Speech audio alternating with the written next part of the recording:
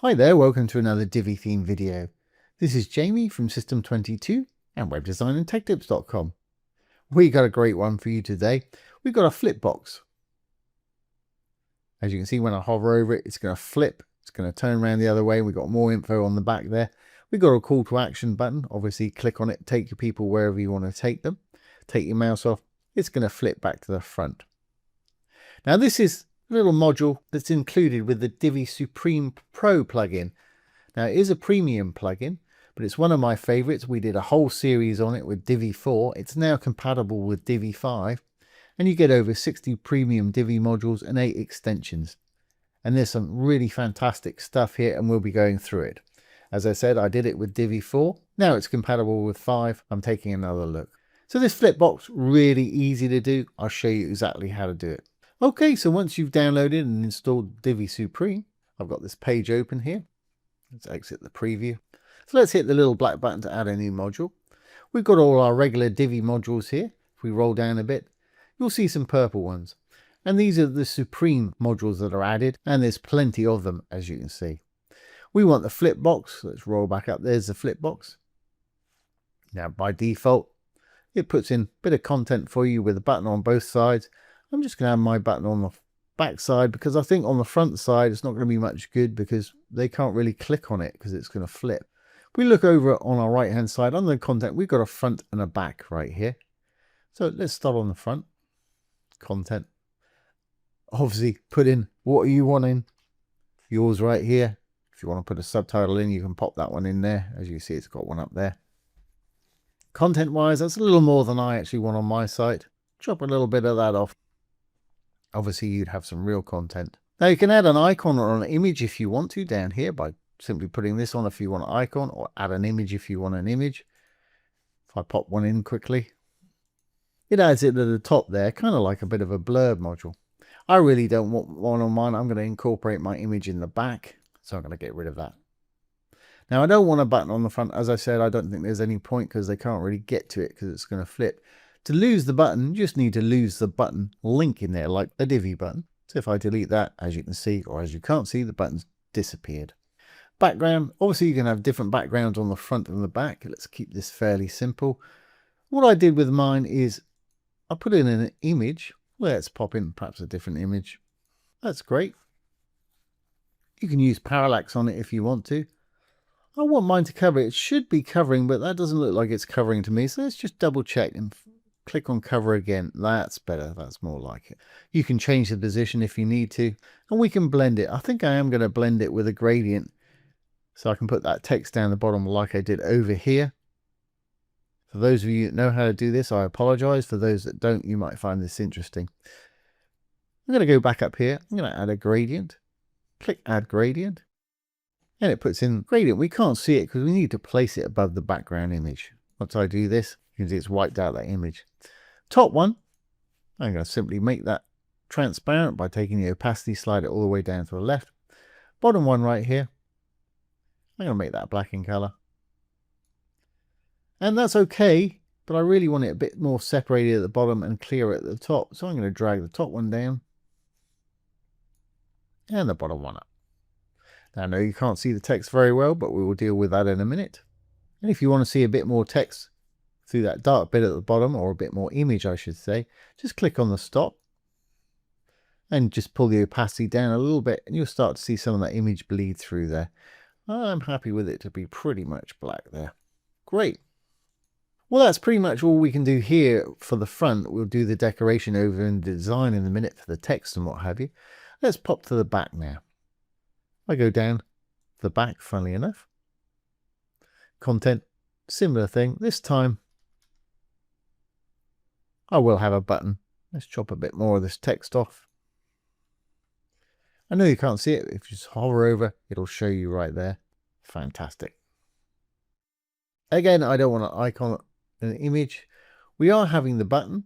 So in the button, you want to write what you want your button to say. And obviously the target. Fantastic. And for our background for this one, well, let's keep it even more simple for the back. Let's just give it a straight color.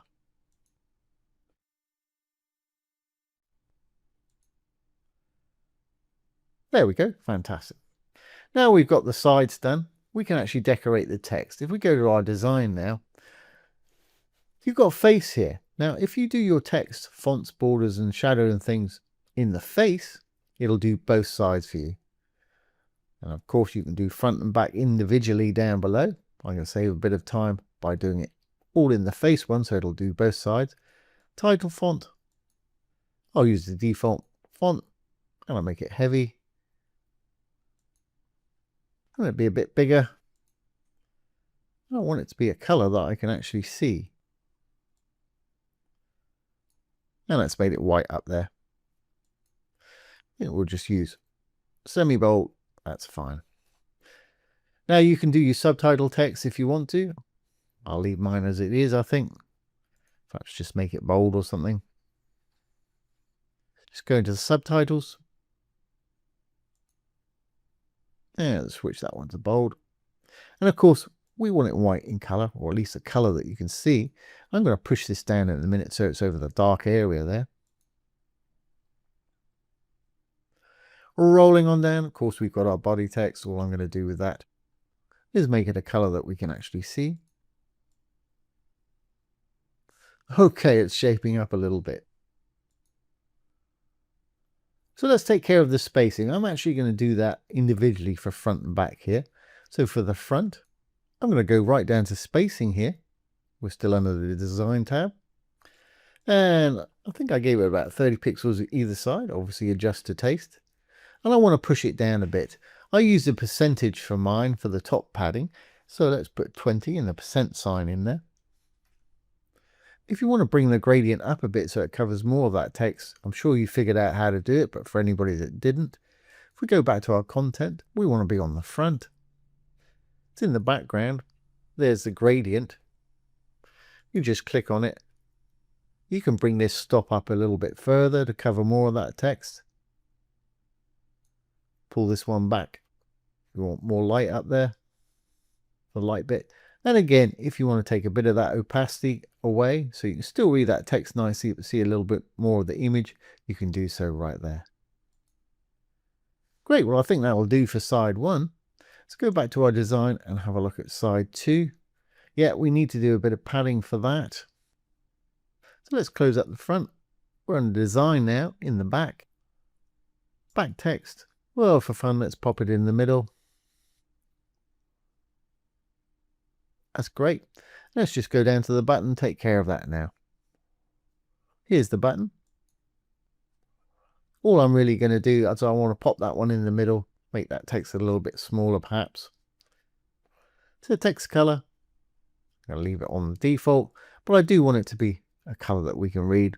Simplicity, I'm going to use white again. Put that in there. Let's flip, see it, that's fine. Font size, I want a bit smaller than that. Everything else there is just how I want it. You can change your button icon down below if you want to. At the moment, it's not using one. That works for me. We go into our button sizing now. I want to pop that button in the middle. We're pretty much done. Perfect. Now, just to finish off, I'm going to give both sides a little bit of box shadow there. So we can close up our button. In the back, there's box shadow around the bottom. Pop that one on there. I'm going to do exactly the same for the front. You should see it happen this time. There it is, perfect. And we're done.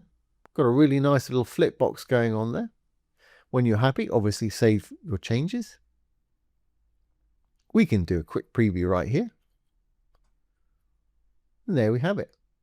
Really nice little interactive feature to have on your site. Really easy to do. Of course, once you've got one, you pop it into your library if it's styled the way you want and just change out the content when you need to. Like I say, really nice little interactive content to have on your site. These things are really popular. So there we have it, guys. There's the little Flipbox module from Divi Supreme Modules. You'll find the link down below. You'll actually get a 10% off with my affiliate link down there. Check it out. Have some fun. So I hope you've enjoyed this today and found it useful. If you have, please give it a thumbs up, ring the bell, comment, share. and subscribe to our YouTube channel. Don't forget, if you have any questions either about Divi 4 or Divi 5, pop them down below. I'll do my best to answer them for you or make a little demo video just like this one. So once again, this has been Jamie from System22 and webdesignandtechtips.com. Thanks for watching. Have a great day.